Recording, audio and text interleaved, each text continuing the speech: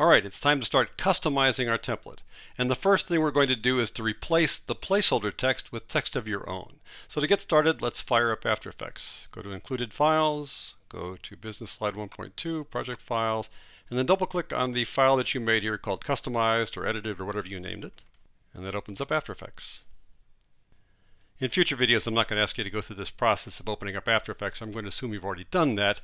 But in this case, I wanted to remind you to use the one that you named Edited or Customized or however you changed the name. All right, let's take a look at this template for just a second here.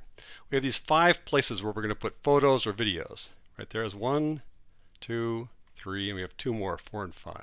This is placeholder text that we're going to replace right now.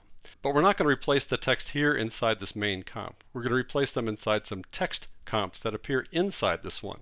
So to get to those text comps, we go up here in the project panel to this folder, 02, edit your text here.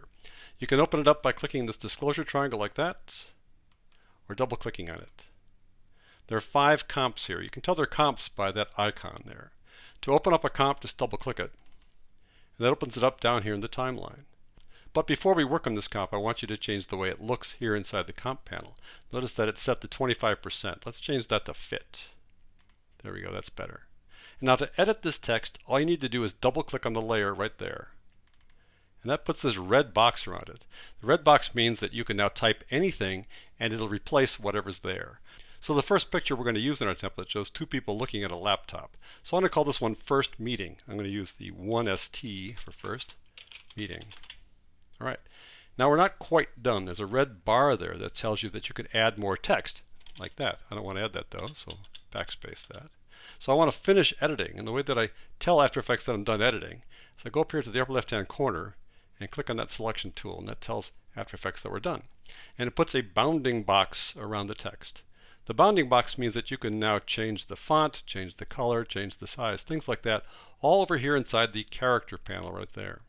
So let's start off by changing the font. Let's click this drop-down list there. This shows you all the fonts on your computer. I have Black Oak Standard on mine, which is pretty standard for most people. I click on that, and it makes this really large-looking font, right? That's probably not what we want to do. I want to go down to something else.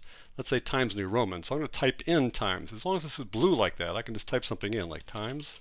And it goes right to Times New Roman and changes it like that, right on the fly. All right, we can change the size of the text. Looking at this little number over there, that's the font size. You can click this drop-down arrow, but it only goes to 72. So to make it larger than 72, you need to change this number. If you click on the number and highlight it like that, you can change it to anything you want, like 120 for example, and click away down here to accept that. You can also use something called the scrubby tool. I love the scrubby tool.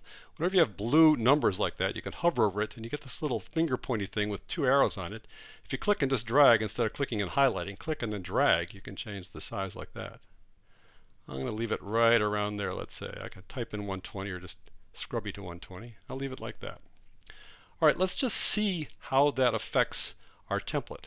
I'm going to go back to the main comp by clicking on this header right there, that tab, and go to the first one here, right there, and that's how that font is going to work.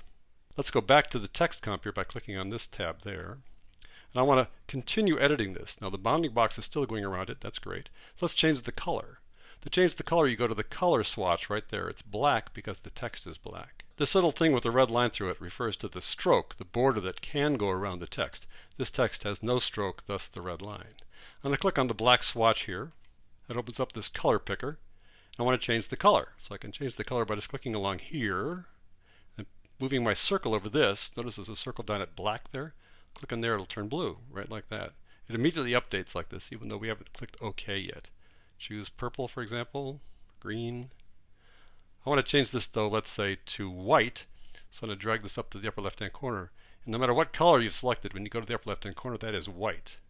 Notice it kind of disappears here. Let's work with that for just a second. I'm going to click OK and accept that. So what we're seeing here is white on a transparent background. The checkerboard means this is transparent. That's the true view of this layer. It's just some text on a transparent background. But to make it easier to see, you can turn off the transparency by going down here to this toggle transparency grid button and click on that, and now you can see it against the black background. I want it to go back to transparency so you get the true view here, so I click on that. That's the true view. And white probably is not the text color we want to use here. We have the bounding box still, so we can change the color by clicking on the swatch here. And if we drag down to the lower left-hand corner, that's always black, no matter what color you selected. Now we're done there. We can also change the font from regular to italic or bold simply by going over to this drop-down list here, choosing italic, bold, or bold italic like that, and switch right back. As long as that bounding box is around it, you can always do this. If I click away to bring that bounding box back, I click on this, and the bounding box comes back, and I can go back and work on it over here. So let's just do one more to kind of remind you how this works, and then we'll call it a day. Double click on second text to bring it up. Here's the second text. You can't see it here. Some of these comps will show up like this, but don't let that throw you off. All you need to do is just move the current time indicator somewhere inside the comp here, just by clicking on this, and in it comes, and now you can see how things are going to work here. All right, let's double click on the layer. That highlights it. We can type in, let's say, first group meeting, all right, because there are going to be several people in this photograph. We can accept that by going up to the selection tool, clicking on that. We get the bounding box there, and we want to change it to the same font size we used before. So I'm going to go back to the first text comp and look at that. It's 120 over here. So I'll go back over here. It's still selected. I'm going to type in 120. It's easier to do it that way. 120. Click away to accept that. I want to change it to Times New Roman, so I go and click on this to highlight it, make it blue. Type in Times, and it finds that font for me. I click away to accept that. So now we've completed work on the second placeholder. You can go on and do the third, fourth, and the fifth. And when you're done with that, I want you to save your work. So go up to File, and then Save. You don't need to do Save As anymore because we're going to save this using the name that you saved before, the one that says Edited or Customized or whatever you chose to do. So now I'm just going to click Save, and now we are done. So that is how you replace the placeholder text with your own customized text.